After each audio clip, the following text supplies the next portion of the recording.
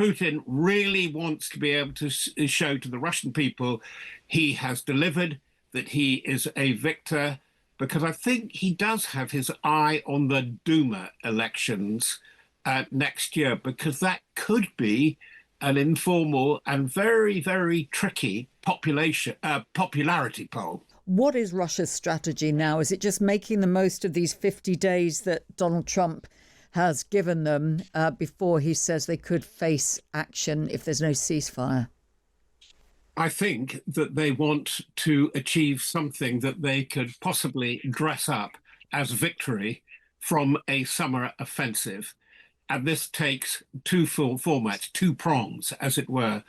An ever-building ground assault across the main line of contact and confrontation. We see places like Pokrovska and Zaporizhia coming in the line, and the aerial bombardment, primarily of civilian targets by things like glide bombs and, above all, drones.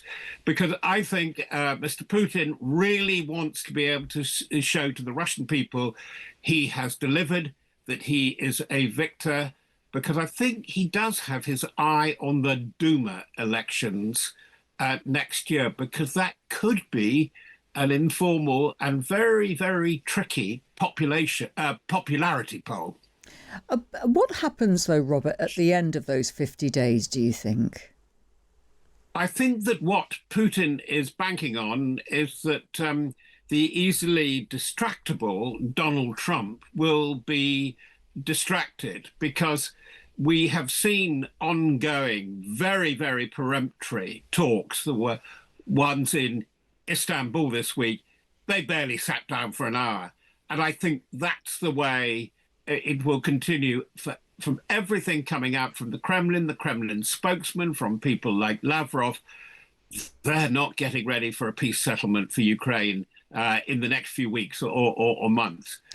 Yeah. Down the line, maybe, but I doubt that. I think the war goes on. Karen, it does seem from Donald Trump's point of view, Robert's absolutely right, he does flip-flop between various opinions, doesn't he? But for the moment, it seems that he's adopting a tougher line with Putin and has said that he will allow more weaponry to go to the Ukrainians. Do you think he will hold that line? Do you think that he might defy those expectations and get tough with Putin if there's no result at the end of the 50 days? Yeah, I mean, I actually don't think he's being that tough with Putin. The Senate, two Democratic and Republican senator teamed up, Leslie Graham and Blumenthal, to have a very serious sanction package. And Trump has said, hold off. He's given them 50 days. He doesn't even give countries that he's about to put tariffs on 50 days. 50 days is quite a long time. So I don't really know what hold Putin seems to have over Trump. We don't really understand it. But I'm not entirely sure he's going to be that tough. I would hope he would be, but I'm not entirely sure he will. What about the position of Volodymyr Zelensky himself back home? Because for the first time, we saw some domestic dissent against him. There was unhappiness that he has taken within the orbit of the president, those anti-corruption agencies. Karen, what do you think is going behind this? And is it damaging Volodymyr Zelensky's reputation? Yes, it could be. It's still too early to tell. Often, once the street realizes they have the power that they've demonstrated in this particular case, because we know Zelensky backtracked on that particular law, they may come out more, or they may not. At the moment, or up till now, they've been very supportive of him. It's a war. They're behind him. Even the party that he disagrees with are supporting him in the war because they realize it needs to be all hands on deck. But this protest was quite interesting. I mean, I wonder even if some of it might have been provoked by Russian provocateurs behind the scenes. I don't know, but I wouldn't be surprised if there were some Russian misinformation campaigns going on as well. But something has been stirred in Ukraine, and it is concerning. And Robert, China getting more involved in supporting Russia. Should we be more worried about this? I think it's been there all the time. And I think Karen has warned us actually over the last month. It's very good. It played a crucial role behind the scenes, because this amazingly strong drone assault where you can launch hundreds of drones in what is known as a saturation tactic probably couldn't be done without the Chinese technology in the guidance and switches in these drones. And we know China is there.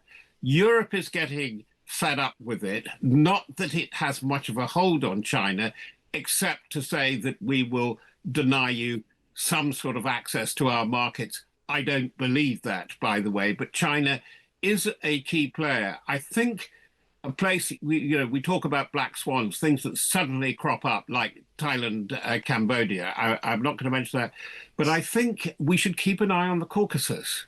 There's an awful lot going on in and around Georgia, particularly, but above all, Azerbaijan, Armenia.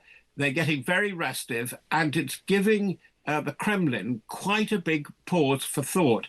Particularly, there's been this very strange activity of the Kremlin coming to its allies, so-called independent allies, in the CSTO, the Central State Treaty Organization, and say, can you conscript or at least recruit and send your recruits to our battlefront? So this enormously powerful machine, but it is very, very greedy on human lives and human power. And I think that that's why probably, yes, I say the fighting goes on. I wonder if it could go on at this tempo into much into next year. Goodness, and what you say, I mean, we know that so many lives have been lost on both sides, but if they're resorting to conscripting beyond their own boundaries, that's quite something, isn't it? Yes, it is, and I think also you have to watch. The near marches, as it were, always traditionally been there. You have to look at what Putin is getting up to with Belarus. Is he going for a virtual annexation? He seems to have been heading that way because Lukashenko has suddenly become, in his terms, mildly tolerant, letting political prisoners go. And I think that's possibly a sign of sweaty palms, that he is very worried, that he is really about to be absorbed and conscripted for the war effort, which would mean deployment, a serious deployment. I know they've used them for passage and for moving through, but serious deployment of Russian forces in Belarus. And that really makes Eastern European NATO, I think, gives them cause for worry.